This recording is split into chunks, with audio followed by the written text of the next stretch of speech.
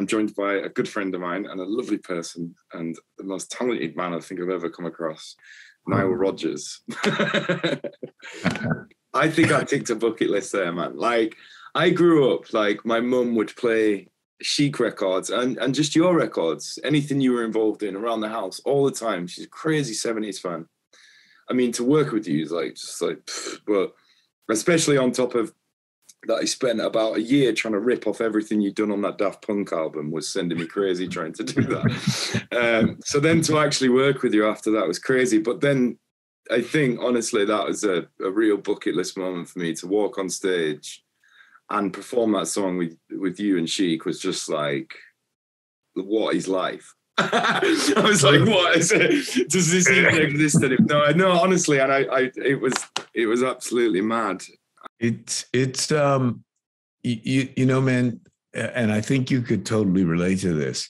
You know, when we start doing what we're doing, our art form is about communication, right? So at the end of the day, when we get to communicate to just, I mean, you know, when you start to add up the multitudes of people that are at these big festivals and some of the private shows that we do, you know, you realize that you touch, and that's just the people you see, the people, you know, that are streaming and hearing it on the radio. I mean, you really are touching the lives of millions now. And actually, you know, we're in the billions now. And it's such a hell of a thing for an artist to have that reach, because when I was younger, a lot of my friends were painters, and the only way that you could truly experience their art form is you had to be in the room with the painting, right? I mean,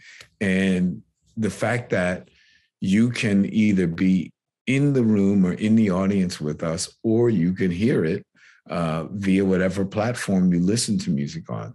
And that artistically, that level of satisfaction in an art that's all about communication is wonderful. And I don't think about it that often, but I mean, that's a big deal, John. I mean, it's cool, man.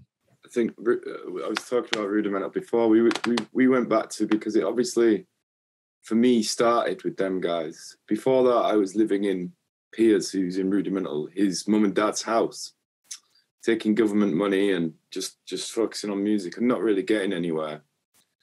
And Amir said one of the greatest moments was when we did the first big live gig. And the most interesting thing that he said was that it wasn't our song anymore. It was for the people now. Right. And I just thought, and it's such an amazing thing when you go around the world and people tell you, you know, this song did this for me. It changed this for me. And sometimes it's even hard to remember what you even wrote the lyrics about anymore. And these people have just completely changed it into something else for their lives. And I think it is the beautiful thing. I mean, it is, like you say, incredible to make music for yourself, but then to hear them stories is just, it's incredible. Like the things you hear about your music, you know. Yeah, you're so right, man. That's why I just wanted to say to you that, you know, always keep focused on the artistic and the feeling that you have when you're creating. But the great thing about today's world is that we get to take our little cell phones and record it. Like when I was doing the Zootons album, I actually started live streaming our recording dates. And people are like going, oh man, I love that song. That's a cool song. And we were, you know, writing it, constructing it, and performing it and recording it live. And they were watching that process happen. And I was so proud to show people that there are still artists who do that. Like they can walk in, like people don't realize that up until, I would say, Like a Virgin, that was the last time I did it where the artist was singing with the band and stuff like that. But every record before that, so Bowie, In Excess, you know, Diana Ross, Sister Sledge, every Chic record, Norma Jean, Luther Vandross, whatever, every one of those records, the artist was singing while the band was playing. So as soon as we finished it, if the take was great, we're like, okay, next song.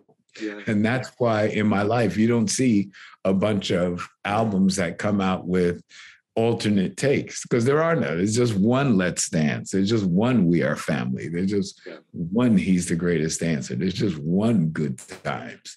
So, I cherish those memories, but now we can take pictures and little videos, even if it's just for ourselves and not social media, so we can remember the emotion of the artistic experience when that comes together, man. When we get that vibe, there's nothing like it. And it's killing at that point. You just feel it, man. And give me your love. Like it's not in our performance canon now, but I'm telling you, bro, I'm putting it in, because when we played it with you, I felt the vibe. I was like, damn, why don't we do this shit every day? Yeah. Yeah. I mean, this leads us on so well. I don't want to do this, but I could sit and talk here for hours. Thank you, my brother. We got to hook up next time I get over in the UK, which is coming soon in a few weeks. I'll be there for a while. Amazing. Let me know and we can do whatever you like. All right, man. Even if it's a cup of tea in the Ritz. All right, man. Take care. Love you, bro. Take care. Much love. All right, man.